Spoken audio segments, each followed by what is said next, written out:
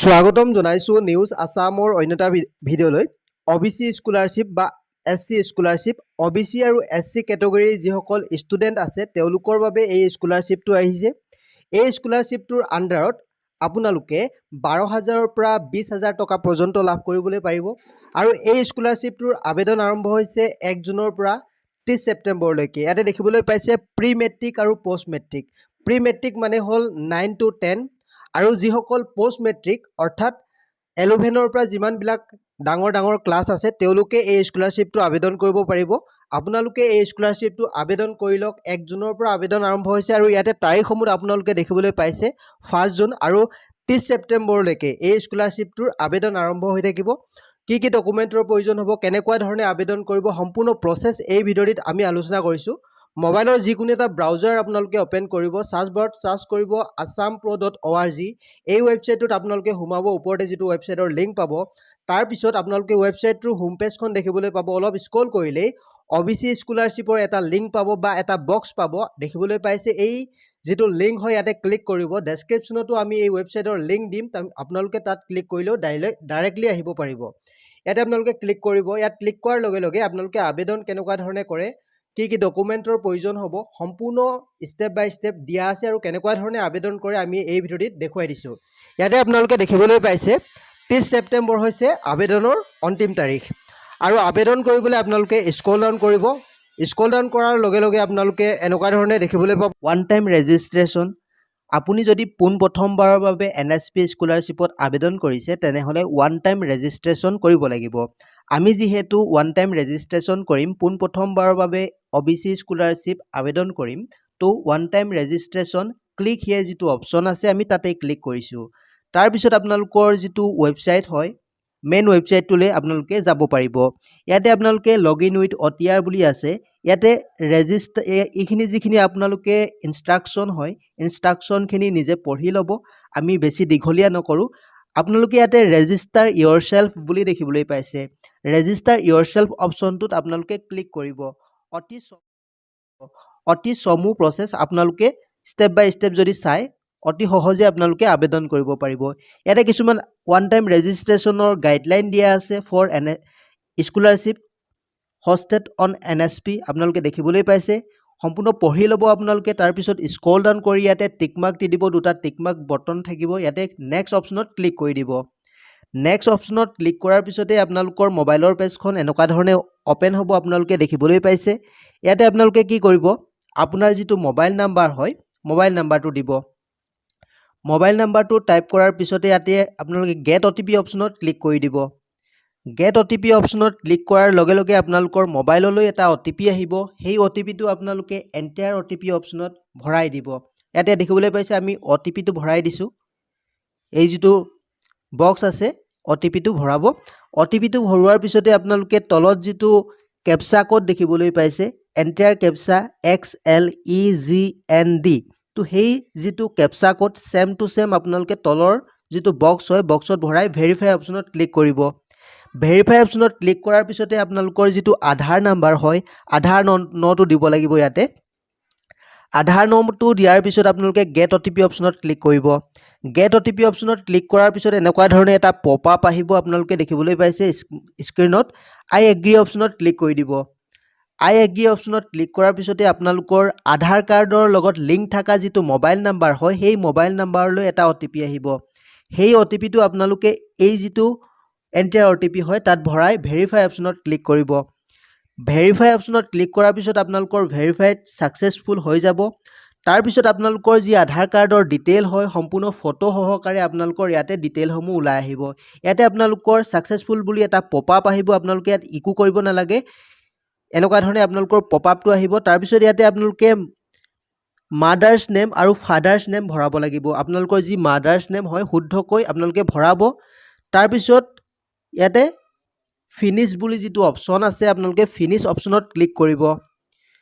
Finish অপশ্যনত click কৰাৰ পিছতে আপোনালোকৰ মোবাইললৈ এটা ৰেফাৰেঞ্চ নাম্বাৰ আহিব। ইয়াতে দেখিবলৈ পাইছে এই ৰেফাৰেঞ্চ নাম্বাৰটো আপোনালোকে স্ক্ৰীনশ্বট মাৰিব। এই ৰেফাৰেঞ্চ নাম্বাৰটো আপোনালোকৰ পাছত প্ৰয়োজন হ'ব। এতিয়া আপোনালোকৰ আৰু দুটা কাম আছে।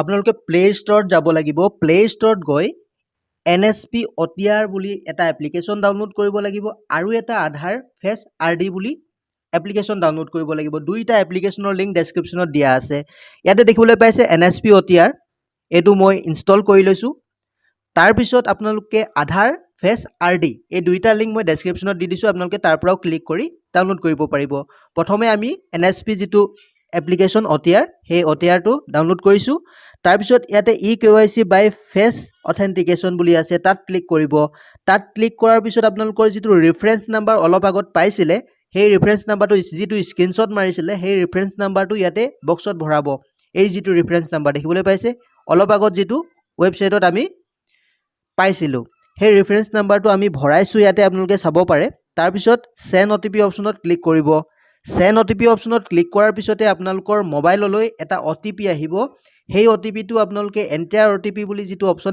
দেখিবলৈ পাইছে আপোনালোকে আমাৰ মোবাইললৈ ইতিমধ্যে এটা OTP আহিছে তো সেই OTPটো ভৰালোঁ তাৰপিছত আপোনালোকৰ যিটো কেপচা কোড দেখিবলৈ পাইছে এণ্টাৰ কেপচা কোড যিটো বক্স আছে তাত A to Z চাই কেনে আপোনালোকে লিখি দিব তাৰপিছত নেক্সট অপশ্যনত ক্লিক কৰিব নেক্সট অপশ্যনত ক্লিক কৰাৰ পিছতে আপোনালোকৰ যি অলপ লোডিং হ'ব এনেকুৱা ধৰণে দেখিবলৈ পাইছে অলপ সময় ৱেইট কৰি দিব তাৰপিছত আপোনালোকে ইয়াতে প্ৰচিড ফৰ ফেচ অথেণ্টিকেশ্যন অপশ্যনত ক্লিক কৰিব তাৰপিছত আই এগ্ৰি অপশ্যনত ক্লিক কৰিব আই এগ্ৰি অপশ্যনত ক্লিক কৰাৰ পিছতে ইয়াতে আপোনালোকে হোৱাইল ইউজিং দ্য এপ বুলি ওপৰ যিটো অপশ্যন আছে তাতে ক্লিক কৰিব তাত ক্লিক কৰাৰ পিছত অলপ সময় ৱেইট কৰিব আপোনালোকে ইয়াতে তাৰপিছতে ইয়াতে টিক মাৰ্ক দিব প্ৰচিড অপশ্যনত ক্লিক কৰিব তাৰপিছত আপোনালোকে নিজৰ ফেচটো এনেকুৱা ধৰণে দিব লাগিব অলপ দূৰত মোবাইলটো আপোনালোকে ল'ব এনেকুৱা ধৰণে আৰু লগতে চকুকেইটা অলপ টিপিয়াই দিব এনেকুৱা ধৰণে কৰাৰ পিছতে আপোনালোকৰ প্ৰচেছ এনেকুৱা ধৰণে অলপ ৱেইট কৰিলে আপোনালোকৰ প্ৰচেছটো হ'ব দেখিবলৈ পাইছে প্ৰচেছ হোৱাৰ পিছতে আপোনালোকে ইয়াতে এটা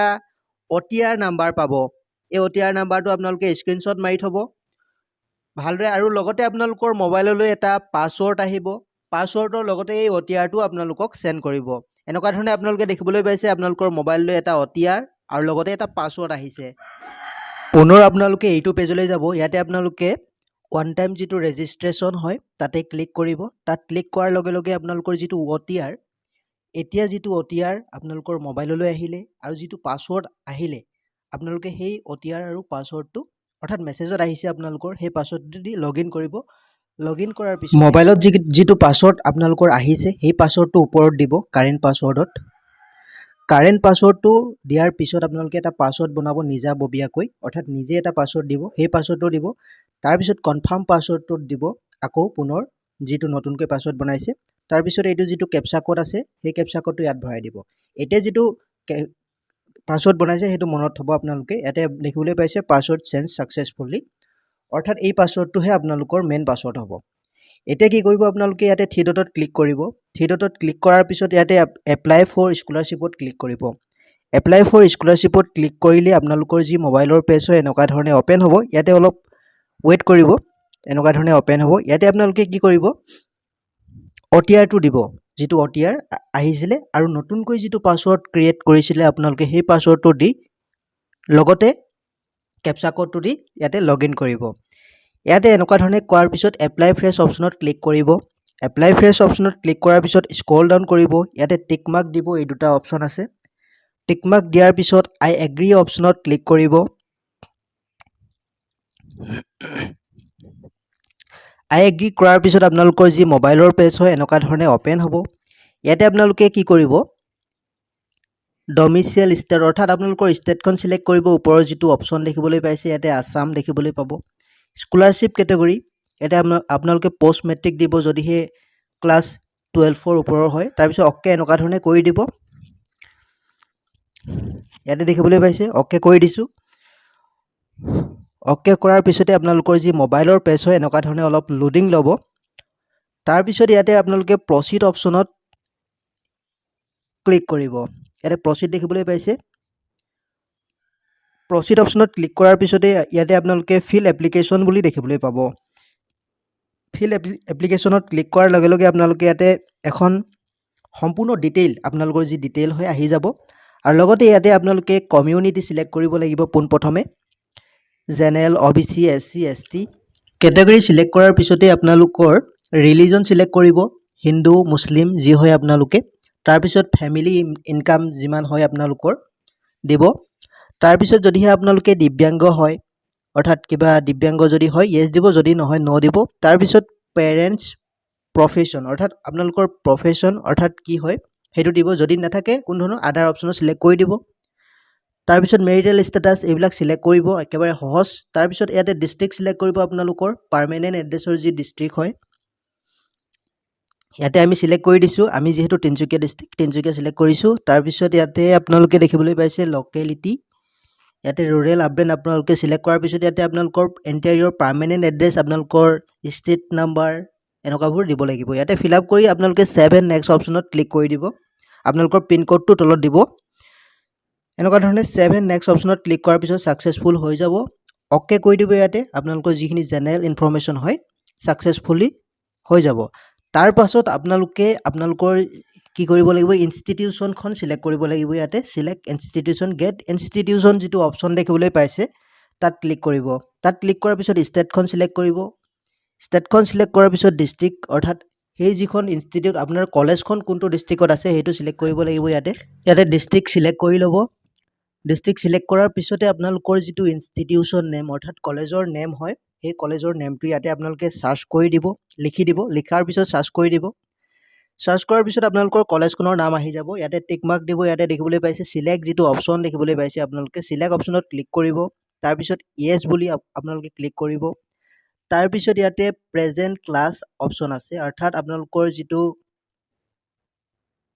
ইয়াতে সম্পূৰ্ণ ডিটেইল প্ৰেজেণ্ট ক্লাছৰ যিটো কোৰ্চ হয় আপোনালোকৰ যিটো কোৰ্চ আপোনালোকে এডমিশ্যন কৰোঁতে চিলেক্ট কৰিছিলে সেই কোৰ্চটো ইয়াতে চিলেক্ট কৰিব সেইখন কলেজৰ যিমানবিলাক কোৰ্চ আছে সম্পূৰ্ণ আহি যাব তো ইয়াতে আপোনালোকে চিলেক্ট কৰি ল'ব আপোনালোকৰ যিটো কোৰ্চৰ কাৰণে এডমিশ্যন লৈছিলে তাৰপিছত ইয়াতে আপোনালোকৰ প্ৰেজেণ্ট ক্লাছ 1 এনেকুৱা ধৰণে আপোনালোকে চিলেক্ট কৰিব চিলেক্ট কৰাৰ পিছতে আপোনালোকে প্ৰেজেণ্ট ক্লাছ ষ্টাৰ্ট ডেটটো দিব তাৰপিছত এডমিশ্যন যিটো এডমিশ্যন কৰোঁতে যিটো সমৰ্থ পৰ্টেলত এডমিশ্যন কৰোঁতে যিটো নাম্বাৰ আছিলে ৰেজিষ্ট্ৰেশ্যন নাম্বাৰ বা এডমিশ্যন যিটো নাম্বাৰ সেই নাম্বাৰটো ইয়াতে ভৰাব লাগিব এডমিশ্যন নাম্বাৰ ভৰোৱাৰ পিছতে আপোনালোকে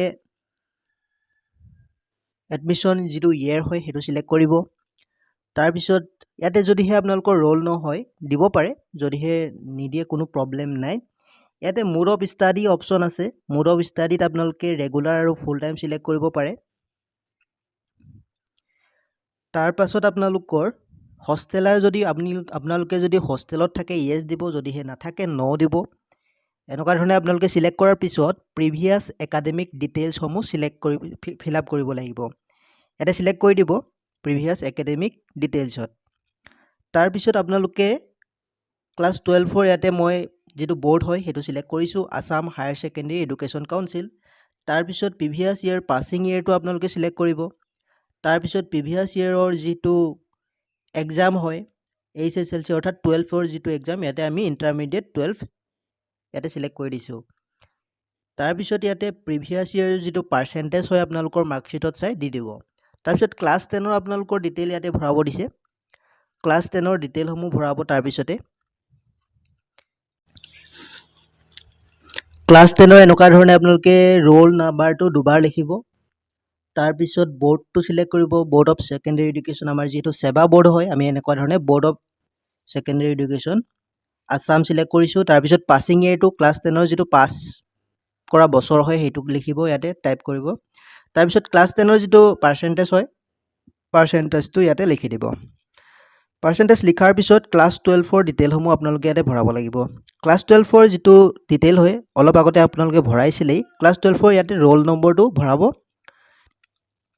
ক্লাছ 12ৰ ৰোল নাম্বাৰ দুবাৰ ভৰাব তাৰপিছত বৰ্ডৰ নেমটো চিলেক্ট কৰিব পাছিং ইয়েৰ তাৰপিছত ইয়াতে 7 নেক্সট অপশ্যনত ক্লিক কৰি দিব অ'কে তাৰপিছত কণ্টিনিউ যিটো বটম আছে তাতে ক্লিক কৰিব কণ্টিনিউ বটমত ক্লিক কৰাৰ পিছতে আপোনালোকৰ ইয়াতে ঈশানোদয় স্কলাৰশ্বিপ আৰু পোষ্ট মেট্ৰিক স্কলাৰশ্বিপ OBC ষ্টুডেণ্টৰ কাৰণে আহি যাব তো ইয়াতে আপোনালোকে ঈশানোদয়ৰ কাৰণে যদি কৰে ওপৰত চিলেক্ট কৰিব তাৰপিছত OBC কাৰণে হ'লে তলত চিলেক্ট কৰি 7 নেক্সট অপশ্যনত ক্লিক কৰিব সেম প্ৰচেছ আমি যেহেতু অলপ আগত কৈছিলোঁৱেই সেম প্ৰচেছ হয় ঈশানোদয় আৰু OBC স্কলাৰশ্বিপৰ কাৰণে 7 নেক্সটত কৰি দিব তাৰপিছত অ'কে কৰি দিব ইয়াতে ছাকচেছফুলি হৈ গৈছে আমাৰ যিটো ডিটেইল হয় ফিল আপ কৰাৰ তাৰপিছত অ'কে বুটামত ক্লিক কৰিব তাৰপিছত নেক্সট অপশ্যনত ক্লিক কৰিব অ'কে কৰিব অ'কে কৰাৰ পিছত আপোনালোকৰ ইয়াতে ডকুমেণ্টসমূহ আপলোড দিব লাগিব। ইয়াতে মাত্ৰ দুখন ডকুমেণ্ট আপোনালোকক বিচাৰিছে, কাষ্ট চাৰ্টিফিকেট আৰু ইনকাম চাৰ্টিফিকেট।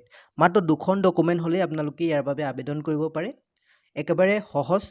তো আপোনালোকে ইয়াতে চ'ৰ্চ ফাইলত ক্লিক কৰি আপোনালোকৰ যিখন ডকুমেণ্ট হয় ডকুমেণ্টকেইখন আপলোড কৰি ল'ব।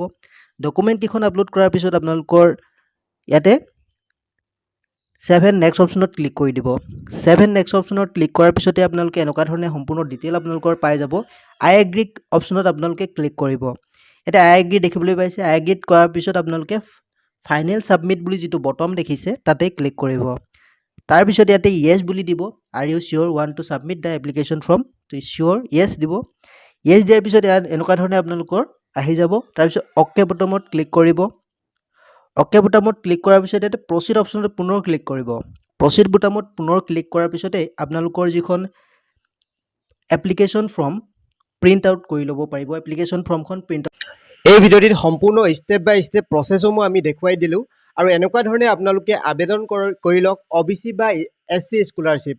আৰু OBC বা SC স্কলাৰশ্বিপৰ আবেদনৰ লিংক ডেছক্ৰিপশ্যনত দিয়া আছে। আপোনালোকে যদি এই ভিডিঅ'টিৰ জৰিয়তে অলপ হ'লেও উপকৃত হৈছে তেনেহ'লে চেনেলটি ছাবস্ক্ৰাইব কৰি কাষৰ যিটো বেল আইকন আছে প্ৰেছ কৰিবলৈ নাপাহৰিব। ভিডিঅ'টো একেবাৰে শেষলৈকে চোৱাৰ বাবে ধন্যবাদ।